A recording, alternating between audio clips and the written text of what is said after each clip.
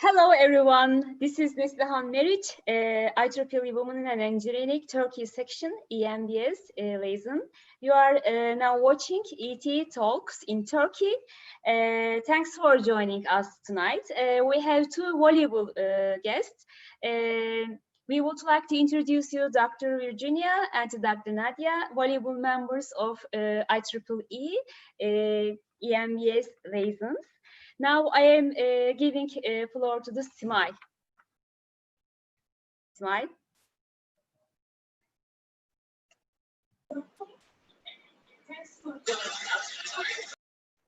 Simay. There's a problem, I think.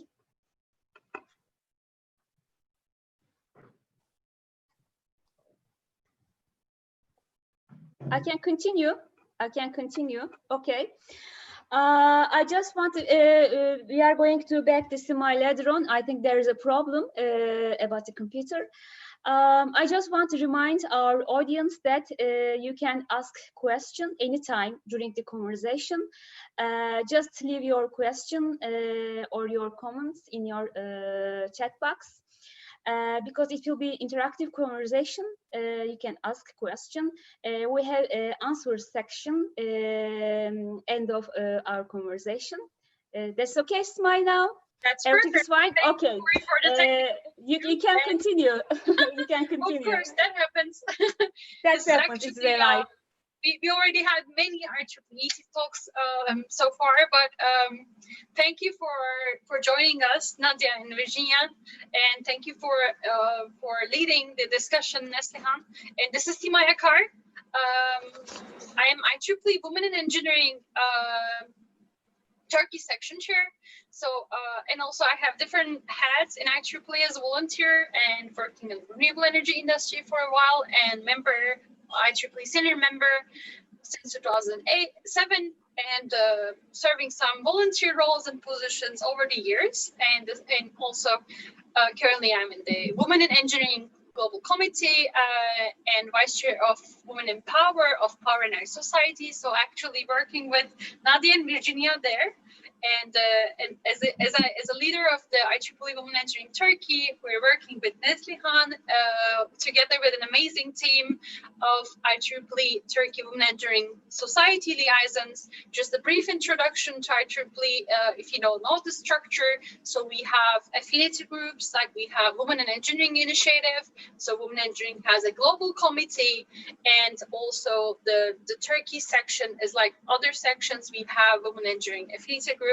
So as the society liaisons, we have Nadia and Virginia representing the EMBS, and we are really glad to be here. So we IEEE volunteers, we're from all around the world. We represent different professions, and we have different backgrounds, but we are one body together. So we are like one big family all around the world.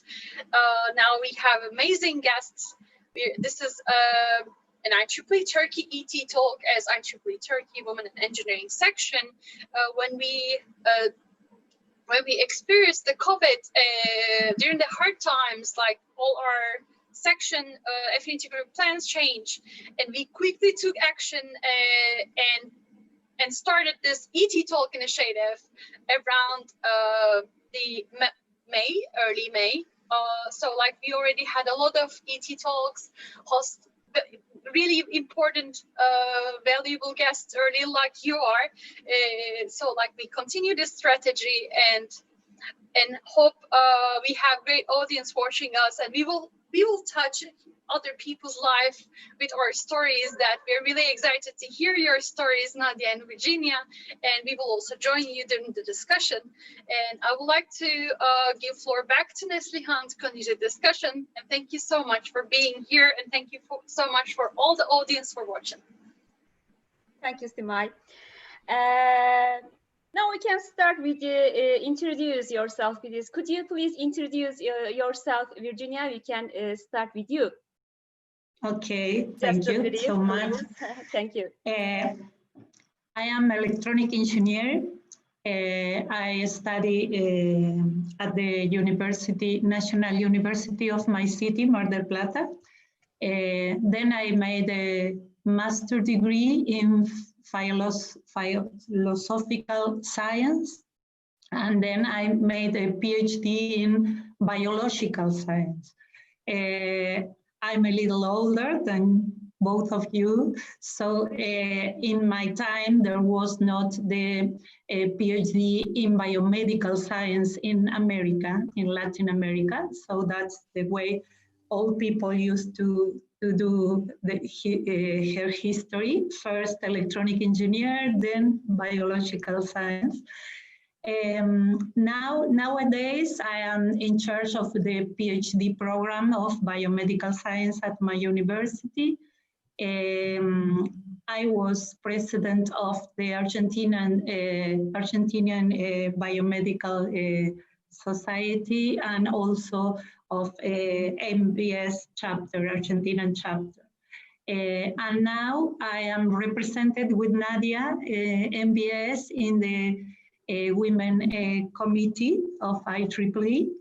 And I'm also chairing the Women in Biomedical Science of the Federation, the International Federation of Biological and Medical Science Engineering, IBA.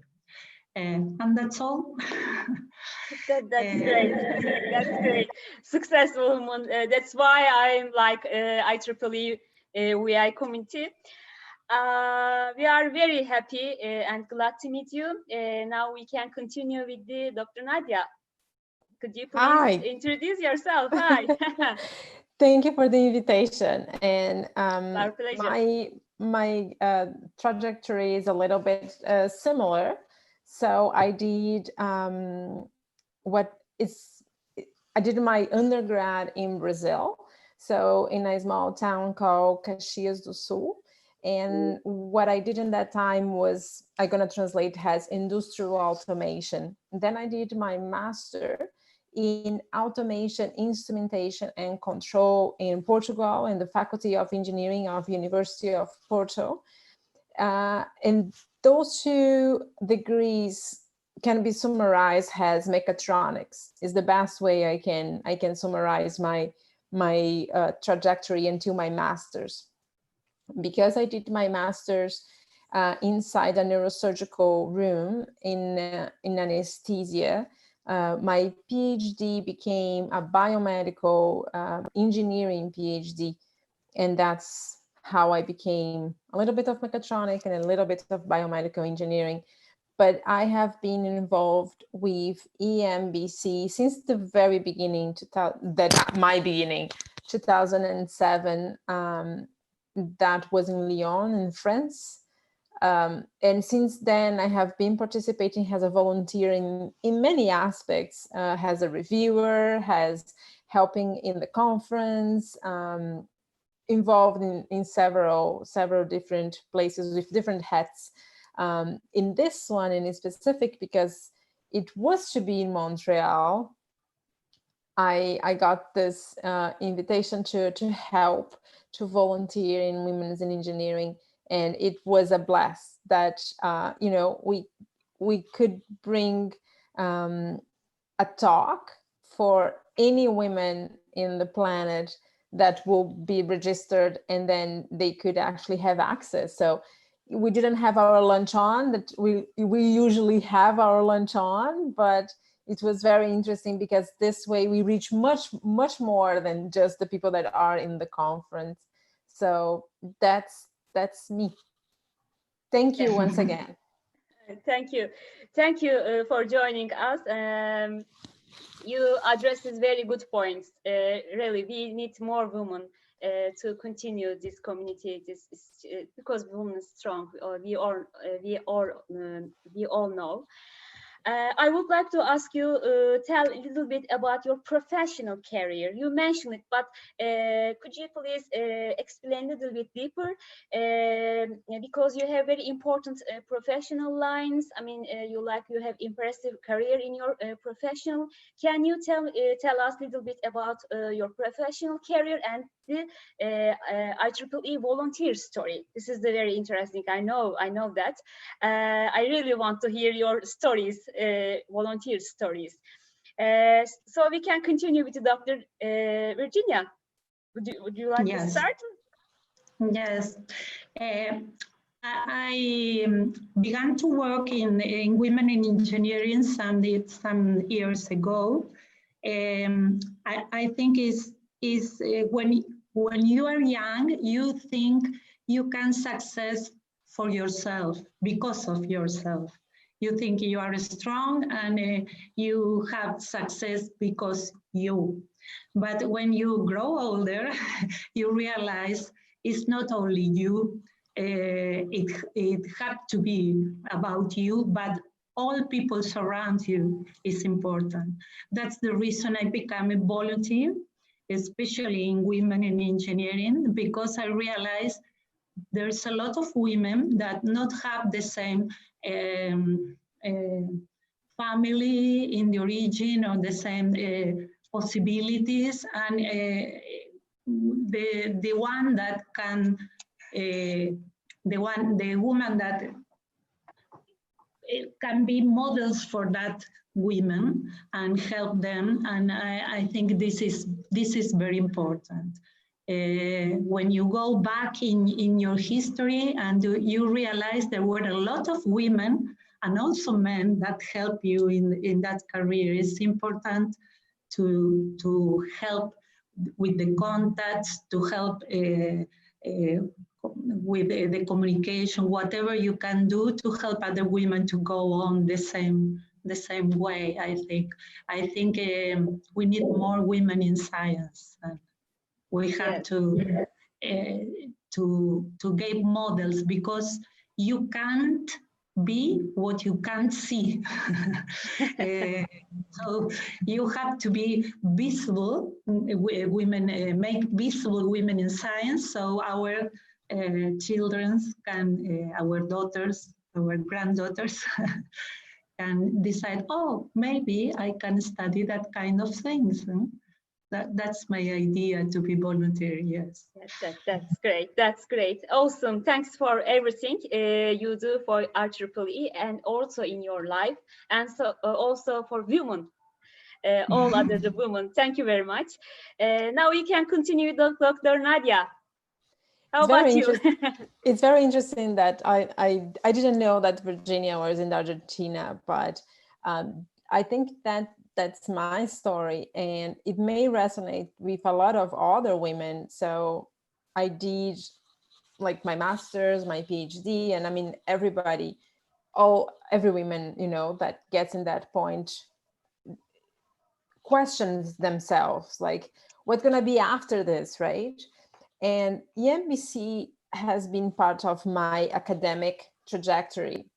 And that was the interesting part. So it was in Argentina in 2010, during my presentation, that I met, in that time, the chair of Women's in Engineering, that was Caroline McGregor.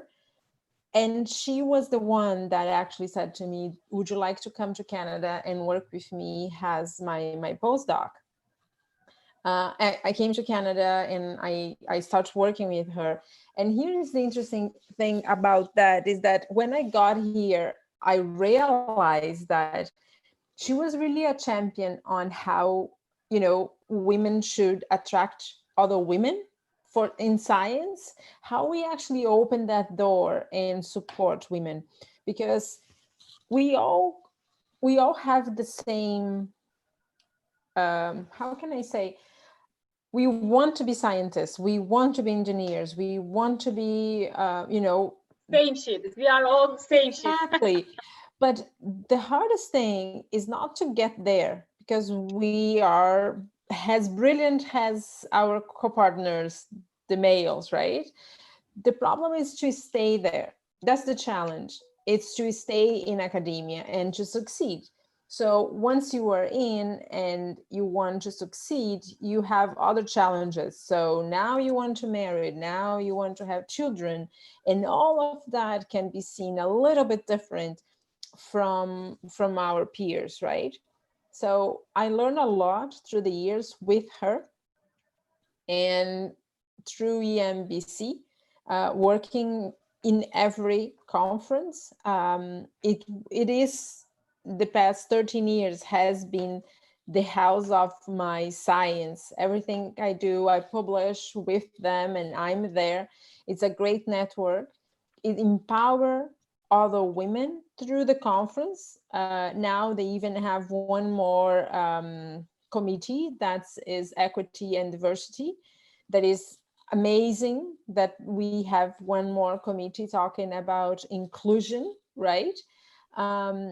And so that was the way that I was brought in, and that's the way I am bringing my students now in.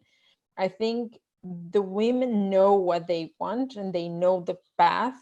We need just to support them to stay there. I think that's the hard part. I think is staying in the science, in the engineering. I think that's very challenging. Yeah, that's wonderful. That's why I always like to hear IEEE volunteer stories, because they are very interesting. It makes me enthusiastic. It makes me go further. It is very good. Thank you very much for sharing your stories. You mentioned that, both of you mentioned addressed that we need more women in science. So if we support each other, we will get stronger and we will go further. I believe that. Now we can just talk a little bit about your vision in IEEE and your future direction. And also you can introduce us a little bit about EMBS, what kind of community is it? Could you please start, Virginia? Oh, yeah. IEEE MBS is a Medicine and Biology Society, is the largest international society of biomedical engineering, and it has 12,000 members in 97 countries all around the world, and provide access to people, what Nadia has just said, people, practice, informations, ideas, opinions, in a subject that is, I think, is the fastest growing fields in engineering, perhaps. I think in our society, there are bioinformatics, biotechnology, clinical engineering, instrumentation, measurement, nanotechnology, and also robots. There are researchers, educators. I think it's very important to be inside the society for communication, to know people, to know what they are doing in other sides of the world. For people like me that live in the bottom of the world, it's very important to have a window all around. I think for 2030, we would have more women in biomedical engineering. I think biomedical is the closest engineering to humanity. So women are very important to be part of this. And I think in other subjects like social science or something like that, there are a bigger percentage of women that in science and technology. And it's important when you work in a group, it's important that is a diverse group, not only women and men, race, diverse in all the concepts, because diverse groups go further and have best innovations because of the diversity. So I think it's very important to make diverse groups in biomedical. It's very important. Yes, that's excellent. Mm-hmm. That's excellent. You explained exactly. Wonderful. Thank you very much. It is something I want to just address there. That was a good point, actually, in IEEE, even for the Women in Engineering initiatives. We believe in diversity, and it's IEEE Women in Engineering is not just for women, and also for our societies, like just like all like EMBS or other 39 societies or other initiatives like TAB in MGA, in any structure under IEEE, in every organizational unit, we believe in diversity. That's why actually IEEE Women in Engineering also has a lot of male members, and we complement each other, and we just keep supporting each other, because together we are one. As like IEEE, it's like male and female, or just like every nations, we are together under one umbrella, as an IEEE umbrella, with following the same vision and mission. So we are doing a great job. So that actually makes me very excited for IEEE volunteer roles and positions, because just like for every race, every nation, like every language, like we have the harmony and beauty of the diversity, which is really amazing and encouraging being here in IEEE, beside all the other things you're doing. Neslihan? Thank you, thank you very much, Simay, for contribution. You can continue with Dr. Nadia. What is your future direction, Nadia, and what does it mean, EMBS, for you? That's the key question, because when I was a student and I was introduced to EMBS and I became, a member and all, but then 13 years ago, I didn't know how to utilize the conference as actually my network. So in that time, we already had Facebook, but the reality is that the conference is this huge organism, is this huge network of people that you connect very quickly in 5 to 6 days in all the events around the conference, not just the Women in Engineering, that it is a luncheon, and it became, in the beginning was just a luncheon and was just 1 day, and then it became 2 days. They offer in 2 days because there are so many women and men interested in going, right? So as a student, I saw the value because all my network connections were made at the NBC. So if I will not submit anything else during the entire year to any other place, that will be okay. But I only remember saying to myself, I need to submit to EMBS because the conference is my network, is my platform. And if I go there, also as a volunteer, I will have contact to my peers, to people that are in the same position that I am as a student. And they will have connections with other people and we will all connect. Now, as a professor, some of my students will come to me and they're like, oh, after 4 years, I don't know what's going to be with my life or what I'm going to do. And, do you have any suggestion? Usually, if I start mentorshiping them in the beginning, in the first year, I say to them, start publishing, going to a conference that is your interest.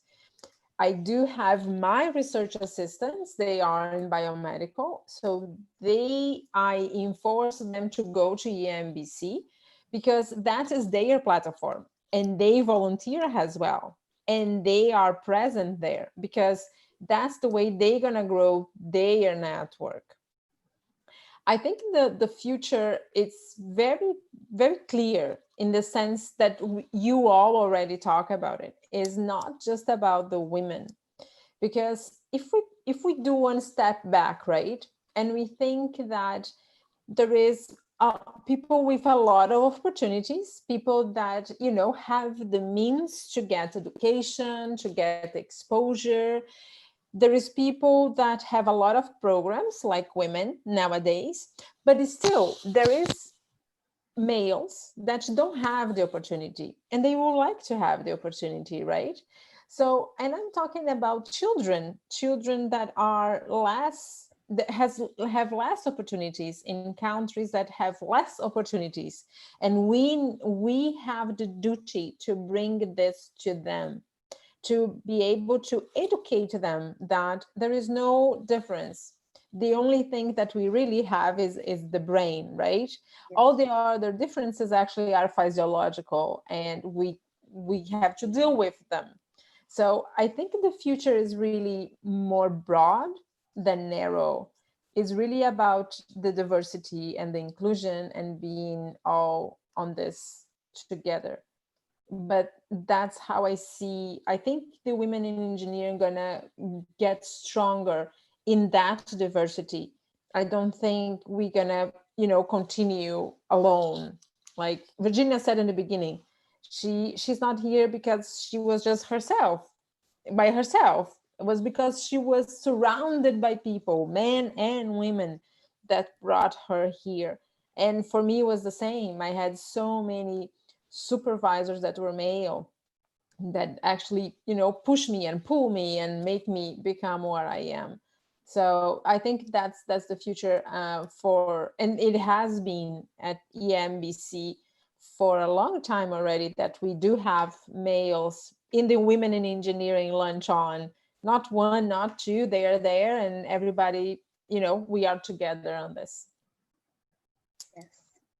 Thank you very much. I understand that we are all happy in this society. Diversity and the women, the key points for our society. I understand that. It is very pleasurable work in here in this community, I am sure, but it is also challenging. And so I would like to ask you, what was the most challenging experience in your professional and volunteer work, Virginia? What is your challenging?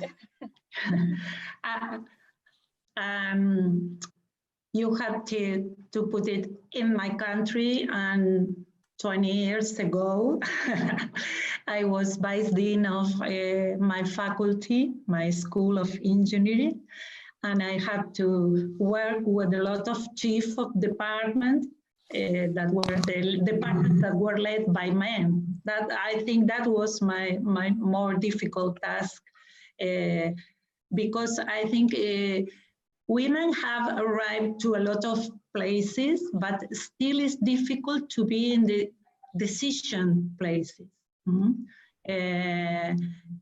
For example, I was vice dean, not dean. The women are still in the vice places, vice president, vice, yes. I think it's difficult, the places of making decision places. But you have always to demonstrate you have always to validate your abilities because you are women. And the same from some kind of racism. Some women of some countries have both problems, the race and being a woman. So I think you have to validate your abilities all the time and demonstrate you can. But it's so important, the mentoring and the models, I think, because the children do what they see, not what you say to them. Right, exactly right. I am exactly agree with you. I remember when my child was very small. I was studying my PhD and was my third degree at the university. And when I pushed him to study and say, you have to study to be someone, you have to study, and he said me, I want to study at the university, but only one grade. It it's okay. I did it. they do what they see, and so the models and the mentoring, I think, is very important. And it's not only a thing of woman, as Nadia said, woman, male is the same, but it's important to help the younger people in the way, I think. Yes. Yeah. Thank you, Virginia. And I am sure that you have lots of experience, Nadia, and lots of challenging experience also at the same time. Could you please tell us a little bit about? So I didn't start in academia. I start as a technician. So I am a tradeswoman. That was my first graduation ever. And then I work in the industry because my family was very simple, a very simple family, and I had to work to pay my own studies. So that was the way. I went to the trade and I became a technician in mechatronics, and then I started working in the industry. And in the beginning, so you can see my hair is ginormous, right? I used to put in a ponytail, and that ponytail became a braid. And if with my working hat, no one could see my hair at all. So I remember that this is just a story. It was challenging, but I remember fixing this huge machine, and I was actually under the machine. So anyone coming couldn't see me fixing that machine. And the owner of the company, that was a big company, I think he was just looking for someone. And so he came near me without looking at me, and he said, "Hey, boy, where is so-and-so?" And then when I turned to him, he was like, "Oh, I'm sorry. I didn't know it was a woman." So I work in the industry for almost 7 years, 6 years and a half, when I decided to start academia. And then I start as a process engineer and all that. One of the reasons that I left the industry was the challenges, the constant proving myself. I was never good enough. I could do 10 times more than a colleague, and it still was not enough. They could do the same thing I did, but they would do always better than I did. So that was the time that I said, I'm good, and I'm gonna go further than my peers. Not because of that, but really because I really want to teach. So the challenge of migrating from the industry to academia was very, very hard, because you don't have a lot to offer, right? You just finish your degree. I was working when I started my master's. I didn't have any connections. I didn't have any background that I could say, well, but I did this in my undergrad. I couldn't. I had nothing. So my start in academia was very, very challenging and very interesting. Again, Virginia, what you said, is not just being a woman. I face challenges because I am a Brazilian woman. So a lot of people, and this probably one was a very hard. I have to take it out of context because I think that's the best. But I was once inside the room, and I was introduced to a professional in the medical area, and that professional, when he understood, and was a male, unfortunately, when he understood that I was a Brazilian, I was a female, I was a PhD student, and I was developing this huge system for anesthesia, he called me a unicorn. And that was horrible. So with the passing of the years, I got used to it. If a man will come to me and say something like that, I knew how to deal with it. I think the big challenging for me beyond coming from industry to academia, because I didn't have the connection, I had to make the connection, is when that constraint or that limit or that prejudice come from another female. That unfortunately still happens. So I think that's a lesson that we need to learn, and we need to embrace it and say, we are in this together. We are here to evolve as humans and not as individual. Well, everybody has an individual life, but you know, so I am very used to the challenges of gender. I am not used yet to the challenges of race. I think that is a better way. So yes, very interesting that Virginia mentioned it, because I have been through them.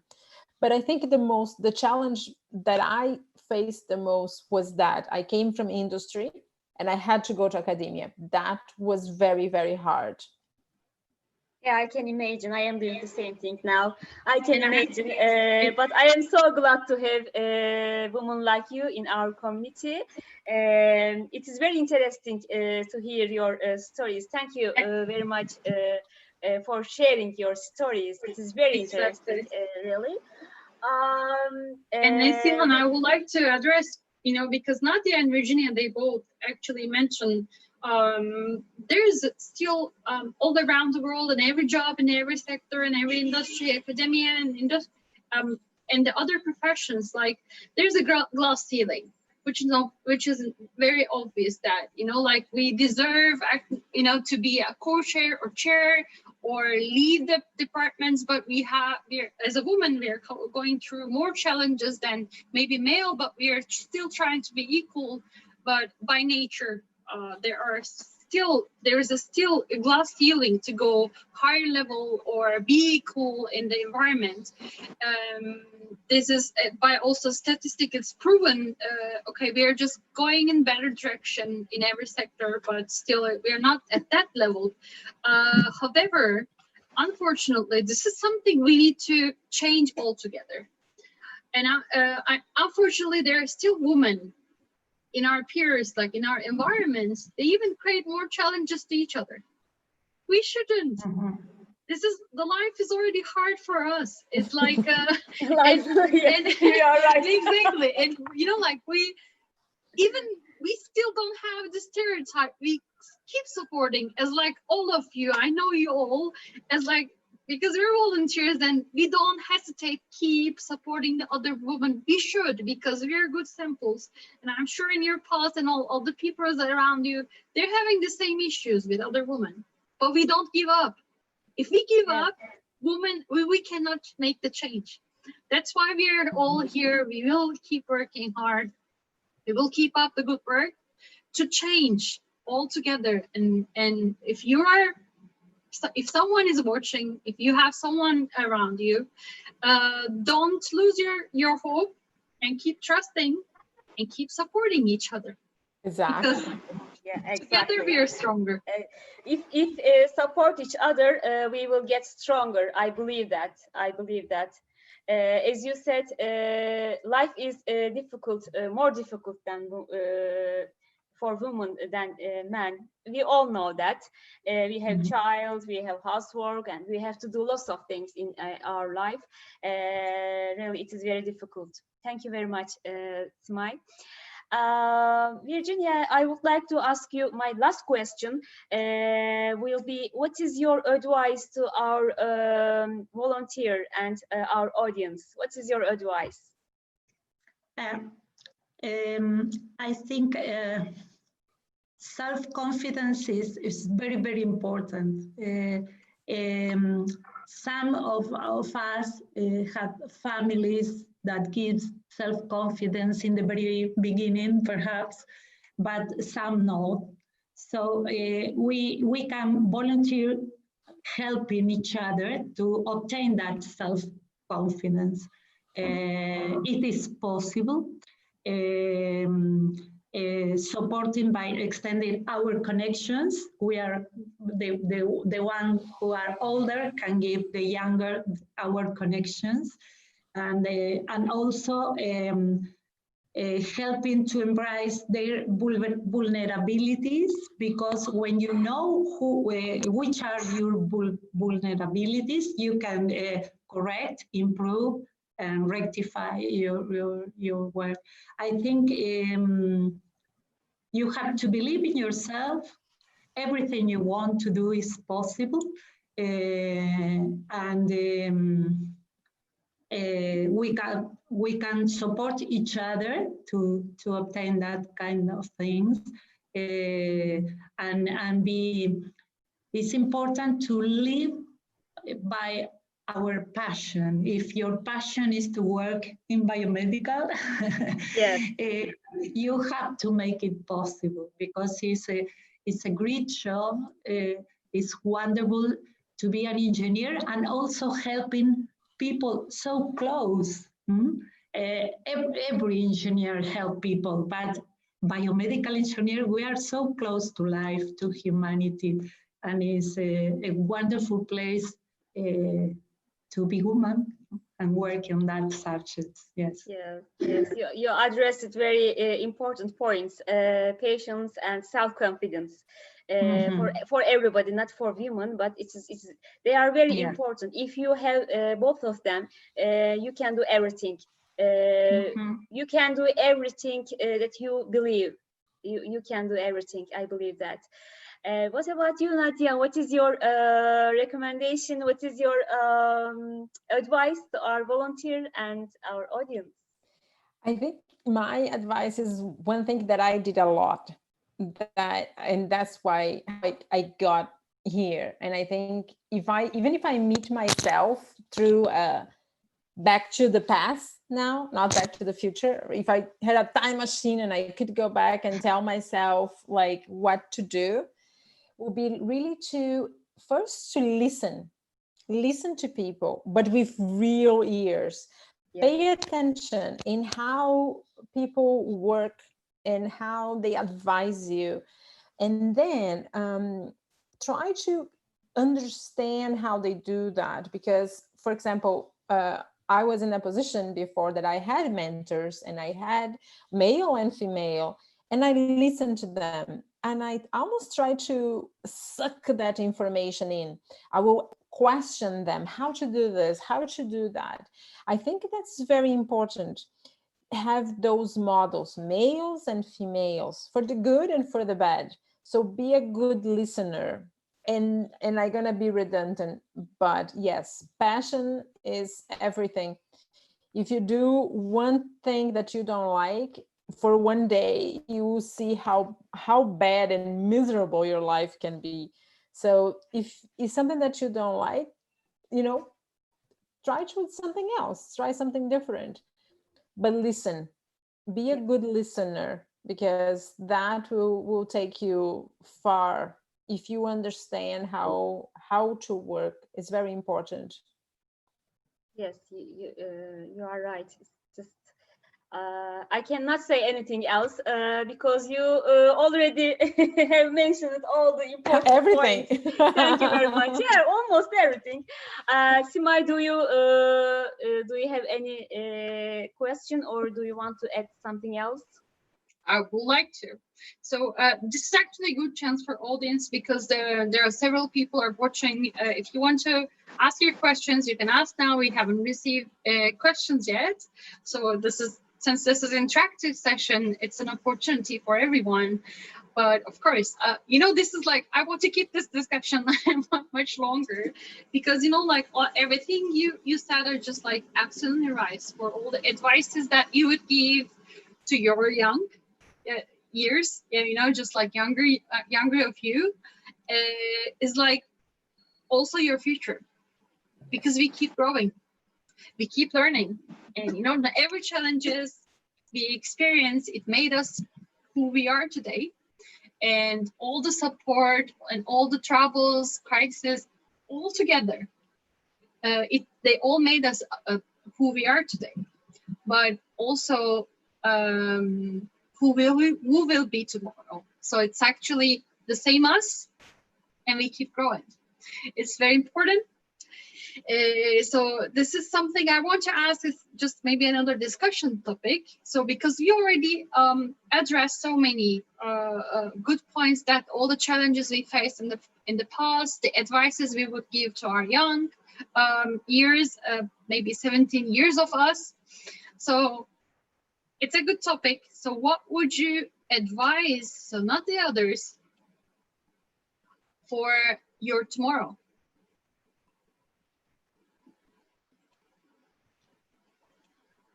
Yes, that's great. Thank you. Thank you for sharing your stories and inspiring our audience. Thanks so much. Thank you for the invitation. It was a very pleasure. It is our pleasure. It is our pleasure. Thank you. It was welcome. wonderful. And you are wonderful, because women are wonderful. I hope that you and all the audience, you know, keep in contact with us through any channel that we have. Yeah, exactly. I agree with that. And this is also important, that we are IEEE volunteers and we have experiences in our field, but we are changing hats because there are so many different IEEE units and organizations. This year we're working together under IEEE Women Engineering. Maybe tomorrow we will work together somewhere else between, and also with other audience that we are watching, who are watching us right now. So we are one all around the world. Actually, even these days, like those hard days of COVID, IEEE connections and our family got even closer, thanks to, I mean, like, that was challenging for our daily life, for our work, to continue our volunteer activities, but because we were very connected and we connected even better. So like, we're just like having this lovely discussion by connecting from different parts of the world. So it actually shows how strong we are together. Exactly. So then, you know, like, it's great to work with you together under IEEE Women Engineering these years, but I'm sure we will see each other. We will keep working together in different tasks, in different committees, and different commitments together, and get stronger and stronger together. I hope to see everybody at EMBC in Mexico next year. Hopefully. This is nice. We all hope so. Hopefully, we all gonna be in Mexico next year. We'll see. When is happening? Next year, I think. It's next year. Yes, It's next year is Mexico. Yes. Okay. So if gonna happen or not, we don't know yet, right? But let's hope.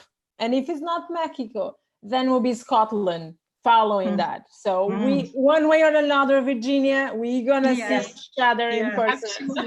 For those ones who are watching and who doesn't know IEEE MBS structure, do you mind to share a little bit more? So if it is like a general conference every year, or what kind of committees you have under EMBS, because you're liaison to Women in Engineering Committee, but you have roles and membership under EMBS. So you know the structure very well, because every society, even there are some MGA structures like sections, chapters under every section. So even that is a general structure, very similar everywhere, but every society has their own board of directors and their operations, their own general meetings. So even we already mentioned before we close, so it's actually a good time to address the structure a little bit for those who wants to volunteer for EMBS in the future.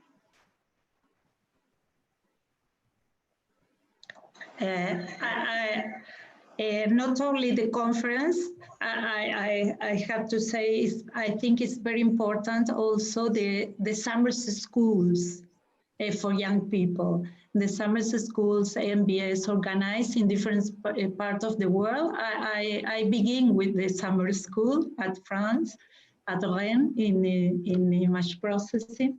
And for me it was a very important. When you are young, you meet professors, very important people, and you meet colleagues, young colleagues. I think the conference is very important, but also the summer schools in different topics and different places. But the conference is next year in Mexico. July, no? It's July? I think it's July. Yeah, let's double check, but I think it's July. During this time, next year during this time, yeah, right? Right. Sounds Yeah. exciting. Simai, are you going? I'm not actually a MBS member. It doesn't matter. You're a member IEEE. That's true. I mean, like, we're changing, like, but my profession is renewable energy, and I'm a member of social implications of technology, SSIT, Industry Application Society, and my main society, technical society, is Power and Energy Society for years. But of course, like with the different organizational units, by being in the section executive board, or the new roles changing every year. So like, it's not just a society only, because you know we're everywhere. So it's like there's a way to connect. It's just, I just wanted to highlight, because here in this discussion, so our I mean, like the common umbrella under IEEE, we're everywhere. Now we're women in engineering. Tomorrow we will be somewhere else, because like humanitarian activities, technical activities, and so on. But society, IEEE society is like, for those who are watching and doesn't know IEEE structure, it's based on membership. So like, you can add any society among all those 39, and you're just that year annually you pay the membership fee, so you belong to that society. But being a volunteer is a different thing in every society, and also in the organizational units and sections and so on. And there are hundreds and hundreds volunteer opportunities for everyone. This is a big family. So like, every year the roles are changing, and we have the new opportunities, we have awards, fundings, so many things are happening, and there are so many opportunities for the volunteers and the members as well. So this is something I just wanted to highlight. So that's the reason every society, they have their own general meetings, annual flagship conferences, meetings, new initiatives, like the summer camps for young people, or maybe travel funding. There's student congresses, young professional symposium. We don't know, you know, like, there's so many things happening. If you are interested in, you can always find a place for yourself to contribute as a volunteer. This is a great opportunity. And thanks to those amazing leaders like you are, we are all together contributing IEEE to make more opportunities, to make more available positions, and you know, just like the tools for them to improve themselves and find themselves somewhere else to contribute back to the society. This is and to their community. So this is also very important. That's why, I mean, even from now, I mean, I knew you, I knew EMBS. So by every chance, we are learning from each other. So like, and I was inspired by your story, hearing your amazing stories. And also, in addition, so because I've been volunteering for IEEE continually since 2007, but I learned from you that it's new things from the EMBS and many other things from your stories too, which was really inspiring for me as well. So so next year is from July 26 to July 30. That's gonna be in Mexico, I hope, but we don't know yet, right? We don't know yet. So If not, then 2022 is in Scotland, probably in the same time. We'll see. Now, there is a few things that I would like to say too, that there is technical committees that you can, participate, even like as just a listener. There is 13 inside EMBC. That's what I was, EMBS, I was counting them because I don't know all of them. So there is like imaging processing, for example, is not my committee, but there is bionics and robotics. That's more my area, committees that you can get involved. There is also for the young scientists, there is another, committee part that you can be inside EMBS. and you can volunteer in any of that. We also have one, it happens in the MBC. It's called Lunch On with Leaders, and is all about mentorship. So you actually have this moment with leaders like ourselves, scientists, like famous scientists in the biomedical area, and you actually get mentored by them for, you know, a period of time. And that also happens inside EMBC and EMBS. And I have been part of that as well when I was a student. And I think the last one, I actually went to the lunch on for them in Berlin, like last year. Berlin, yes. Exactly. And I mean, it's awesome. Like I still learn. And so if you, again, I'm not saying just because I want to give an advice, I actually follow my own advice. I listen a lot. Like I like to listen other people experience to learn from that, right? So, but there is so many opportunities inside EMBC and EMBS, and usually the call for abstracts go out like September, October, and then you have to submit until January, February. But you can submit a session, you can submit a special session, an workshop, anything. Just come with idea, submit it, and you definitely will get somewhere. That's awesome. There are a lot of opportunities and A lot of opportunities. And just one quick question. So is there any key or flagship events of EMBS went virtual this year already, or did you just postpone to next year? Yes, there was a meeting of students of a branch, Latin American student branch, 2 weeks ago virtually, and I think every region have a students branch meetings every year. They're very interesting because they are organized by the students. All the conference is organized by the students, and they invite people older like us, but it's a wonderful opportunity presentially or virtually like this year, 2 weeks ago.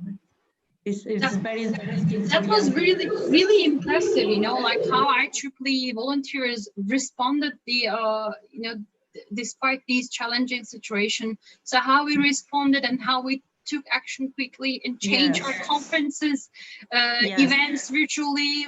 We found solutions, like we changed the concept. It's actually the power of being united.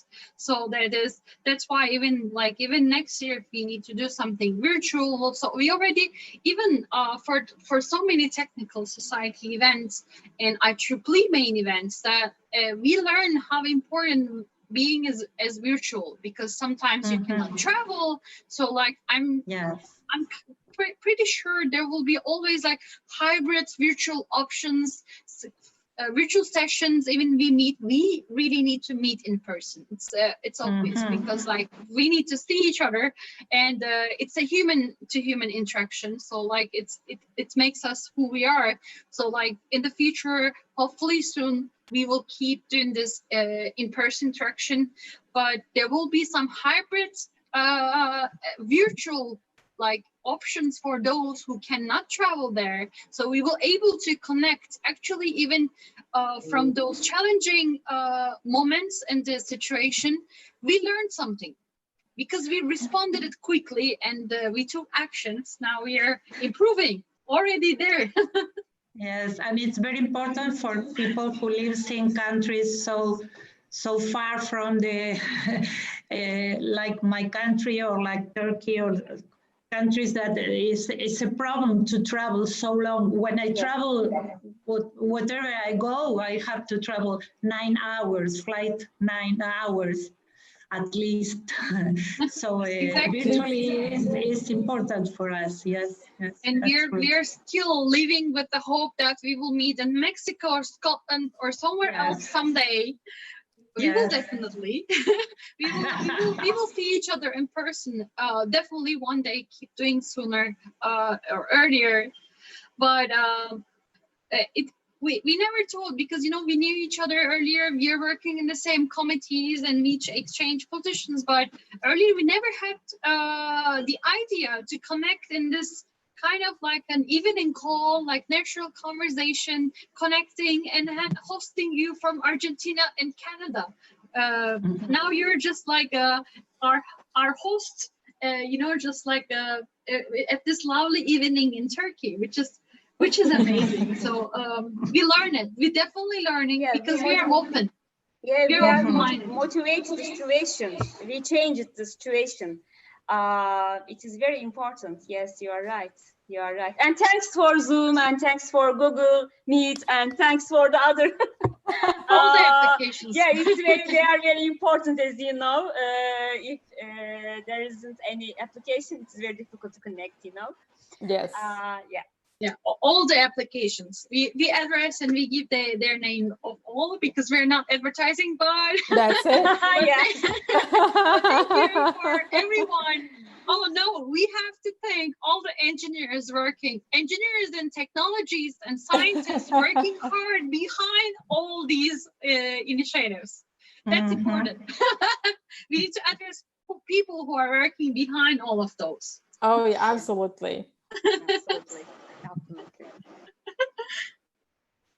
Exactly. So we can actually, let me lastly check. We can shortly wrap I'm up not the session. crying. It's just something in my eye, just to let you know. Okay, we are not finishing. Nadia, don't cry.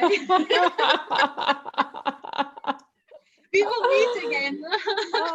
Thank you so much for your time. We can just like, if you have anything to add before we close, you're welcome to say, and then we are shortly finishing the session. I just want to, again, stress that if anyone wants to keep in contact, please be in contact. I think it's very easy to find myself on the internet, email, LinkedIn, Facebook. Please keep in contact. And I think that's the most important thing that this whole scenario taught us, right? That we are not isolated. We are actually very, very close. And we do need this kind of connection to keep going, because it's very hard to not be able to do normal things, right? So please, everyone, keep in contact, keep in touch. Yes, same for me, please. And thank you again, both of you, Nelishin and Simay. It was a very big pleasure to be here, both of you, and with Nadia, of course. Thank you very much sharing your stories, and we take your time, your valuable time. Thank you very much for everything. And yes, Simay, you want to? Thank you so much for everyone for watching this session, and it was a privilege. It was a privilege to have you. We hope meet next year in Mexico or other somewhere else. Other year, maybe Scotland. Anywhere. We will one day definitely meet in person under IEEE initiatives, and we will figure it out. But I'm sure we are already connected. We were connected, but we are more connected thanks to this session, and hope to see you somewhere soon. See you soon. Thank you. See you soon. Thank you. Thank you for everyone watching that we're finishing this session. And I would like to thank IEEE Turkey Section Women Engineering Turkey team who's working behind this initiative, ET Talk. We will continue with our ET Talks in the future. Please stay tuned and follow our social media channels. We'll keep you updated what is going next. See you next time. See you. Bye-bye. See you.